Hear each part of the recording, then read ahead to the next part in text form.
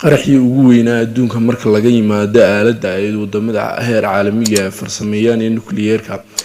ayaa noqday laba markab oo isku dhacay markii ay midkoodu sidii aaladda TNT-ga iyo waxyaabo kale oo qaraxa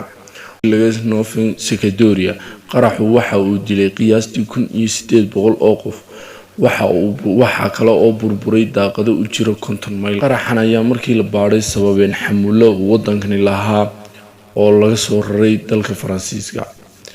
kuna kulmay biyaha caalamiga labada markab bartaas ayaana ku qarxeen labadan markab ayaa midkood waxa uu siday aaladaha qarxa ee TNT-ga labadan markab ayaa qaraxan 117kii bishii 9aad saddexdeedii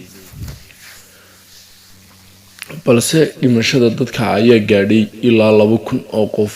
inta dhimasho la xaqiijiyayna ay tahay 1800 oo qof dhaawaca la xaqiijiyayna ay tahay ilaa 3000 oo qof qaraxan ayaa waxa uu noqday qaraxii ugu weynaa adduunka ee marka laga reebo aaladda nuclear-ka ay farsameeyaan wadamada heer caalamiga ah haddaba daawade ma jeceshahay in aad wax ka ogaato waxyaabaha dunida ka dhacaya ama historyga dunida